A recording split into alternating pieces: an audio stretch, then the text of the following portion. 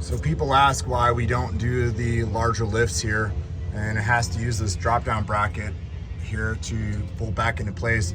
But as you can see, the frame has been cut out here to make room for the front drive shaft here. And then obviously the mount over here as well. Obviously the problem is that you would have to find a crash truck at the junkyard if you ever wanted to replace this. Plus, if the car ever suffered an impact over on this side, the frame rail has no strength right here. Obviously it has this bracket here bolted in, but it doesn't add the strength that the original crossmember had in this vehicle. So it actually weakens the amount of force it would take to actually push this in over in the front of the truck. But you can see this one been cut out.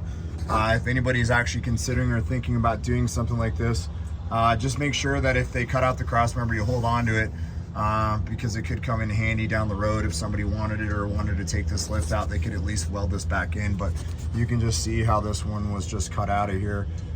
It looks like maybe with a torch. I'm not sure, but anyways, wanted to share that with you on all the bigger lifts. We got this truck in, did a set of our sliders on it and a few other little things, but just wanted to share that with you.